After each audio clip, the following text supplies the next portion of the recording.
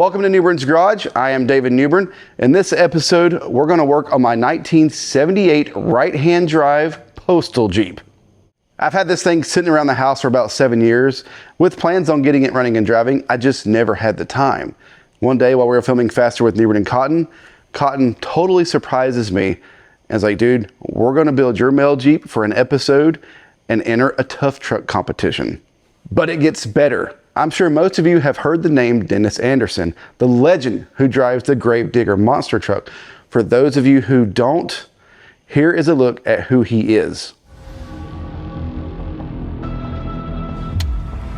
In the sporting world, there has never been a dynasty that's lasted as long as Gravedigger's reign over Monster Jam. When the red headlights come on and Gravedigger takes the track, you feel alive. There's a chill in the air and people get electric. Man, there's nothing like it.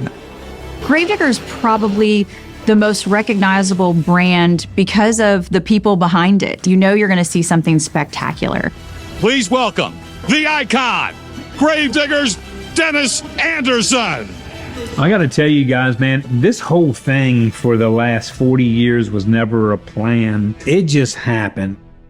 Dennis came to my house with his two sons, Ryan and Weston, who also drive monster trucks, and called Cotten and I out to enter their tough truck competition at his mud park in North Carolina. What Cotten didn't know, that I had already told my cousin Joey that I would sell him the Jeep because I couldn't find the time to work on it. So I had to break the news to Joey that I couldn't sell him the Jeep at this particular time, but maybe later down the road. Long story short, we ended up body swapping the Postal Jeep onto a 2001 TJ chassis and took it to Dennis Anderson's event, where I completely destroyed the rear suspension after launching it off a jump.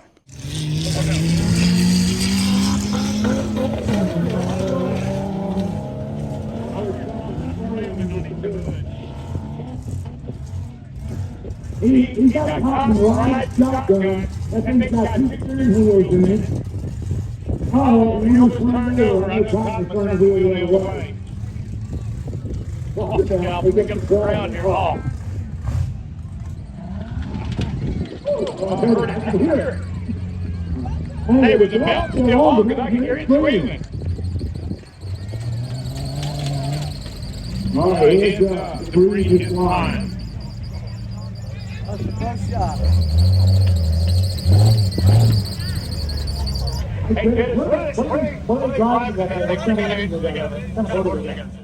After the event, I kept my word and sold the Jeep to cousin Joey.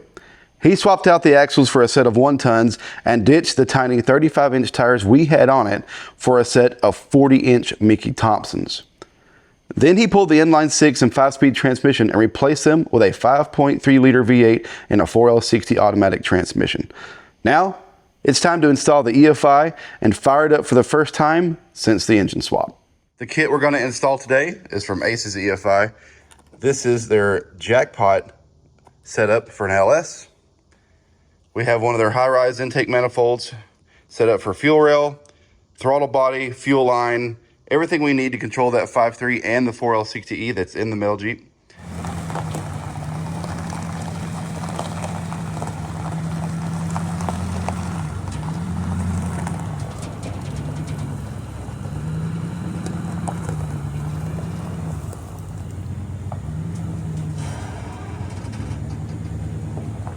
So we converted this thing to left-hand drive when we swapped the chassis. And you have converted it back to right-hand drive, which is way cooler. But we actually left both in there when we built it for the show. But we built it in like 3 or 4 days, so there's a lot of cut corners, or there was. But you surprised me today. I thought we were just putting the EFI on. Well, we're doing the EFI and Steering, brakes and wiring, radiator hoses and wiring. transmission cooler. Yeah. Yeah, there's not even a key. Ain't nothing a couple hours won't take. Yeah, I mean, hell, we built it in 3 or 4 days. We can tie up some loop. There's no brake lines at all. No, that's a lie. There's one from the rear halfway up to the front. Alrighty. Is the engine mounted? Sort of. No, it's mounted. This is a torque converter hooked up. Yes, I did take care of that. Drive shafts are in it? Yes. Okay. Okay. I'm glad you left the little baby tires on it, because if you'd have left the 40s on it, it would have been a nightmare to work on.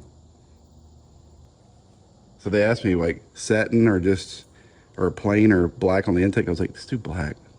That's gonna look good. So, all right. Let's get the front clip off, because we got to do steering, brake lines, and it'll just be easier to get to all the wiring. And plus, this is brittle fiberglass. Let's set that off, get everything else done, and then we'll put it back on to do the radiator hoses and transmission lines. Are we gonna run the transmission lines through the radiator? Yes. I would put one more, just from past experience. If it's got a camshaft in it, yeah, it's pretty built, and you're gonna be driving this thing, so we might mount one underneath it somewhere if it's safe, and then also run it up here, just to have two. We'll see. All right, let's get the front end off. Get to work.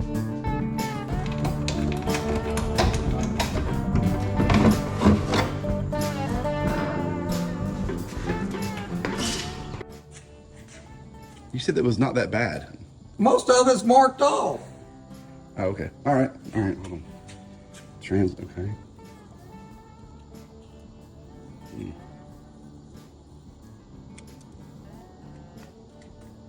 Okay. Paint inner fenders. Okay. Alignment. Balance tires. Well, we're not going to do that because you don't have them here. Okay. Where's the battery? In the back. You got cables ran to it? Yes, same cables you got. All right. Same cables. Okay. All right. It's just zip tied to the frame right now. We got to have a charge wire up here for the alternator. Okay. We hit a little snag.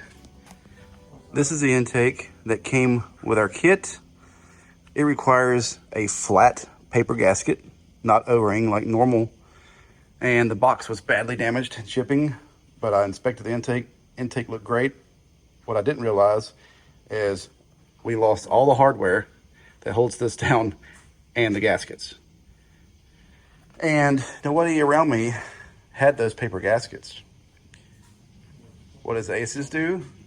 Drive down here, bring me a different intake with O-rings, just so we could get this thing running tonight. That's insane. They live like 3 hours from us.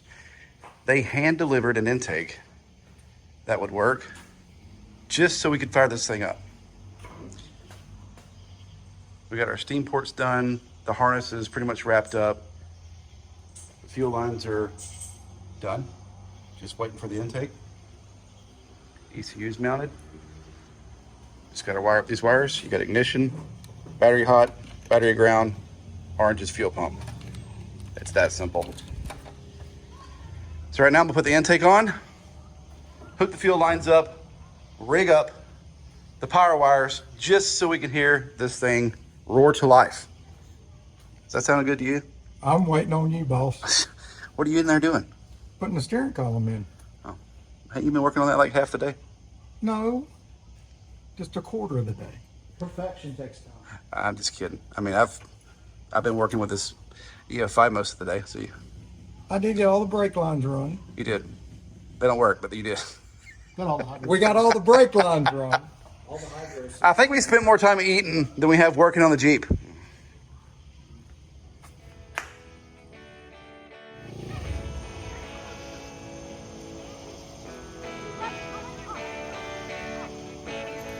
My flashlights disappear, and if they reappear, they're dead and dirty.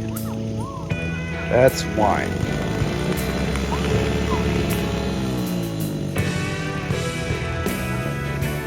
Cash, are you ready?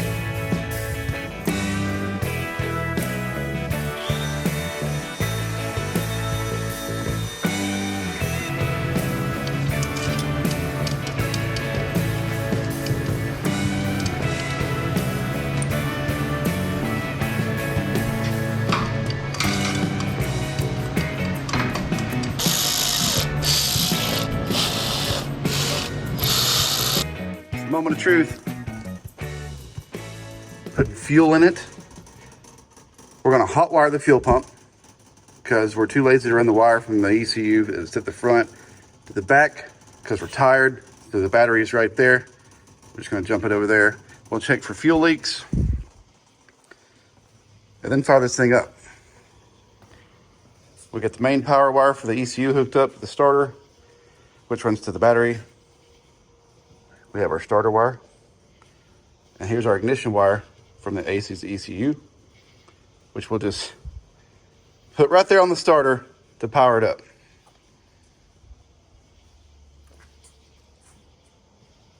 Everything's hooked up. This will go in the air cleaner once we put it on. Just drill a hole. This is intake air temperature. This thing's got a pretty healthy camshaft in it, I'm told. It's got a little 2.5 inch Y pipe into 1 3-inch. That's going into a Black Widow muffler. So it should be pretty rowdy. This is getting changed. This actually hits the back of the alternator. So we got to change the fitting right here that screws directly in and has a 90 on it. And then we'll put it straight on a black hose and get rid of this. So that's just, this is temporary. A lot of this stuff's temporary. We'll check for fuel leaks, set the fuel pressure, hook the ignition up, and see what happens. There's an alligator clip on the back. Just hook it to the positive on the battery. And we'll know right quick if it's going to power on or not, and then we'll check for leaks. Is this thing in neutral or park? I don't know. Should be. Hold on. I know the transport case is in neutral. It's in park.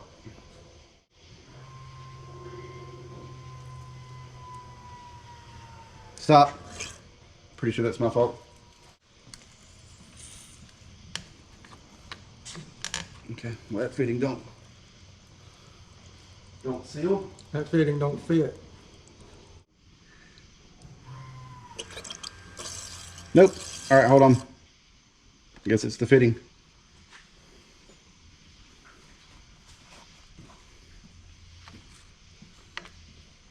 The fuel wheel. Mm-hmm.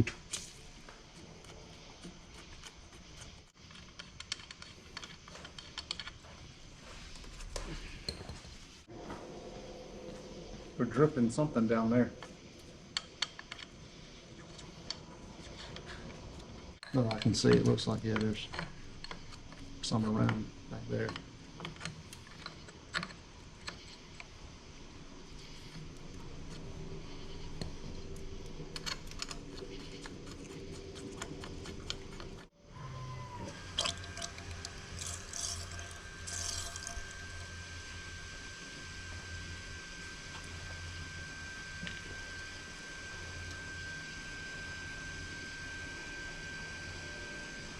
Okay, we're at 65. So let me adjust this just a little bit. Probably wanted it at 58. All right, go ahead and hook the fuel pump up.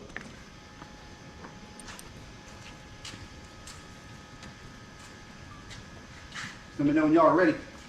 Hold on a second. I like sketchy stuff. Huh? I'm scared.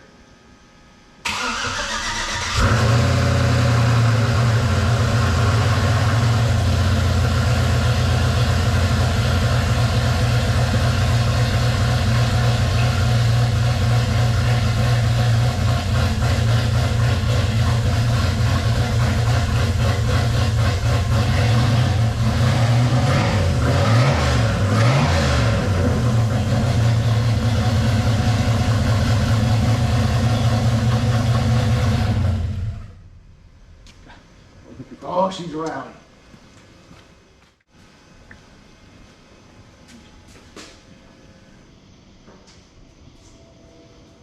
There you go. This couple of wires are cleaned up, you're good to go, brother. Yeah. That thing sounds good. Yeah, we're just starting to get it to the cam hit and cut it off. Okay. Yeah, it was, Oh yeah. That's crazy. I mean, like, it fired up just like that. Like it's been running its whole life. Yeah. EFI install is complete. They got a few ends to tie up, but it's gonna be good.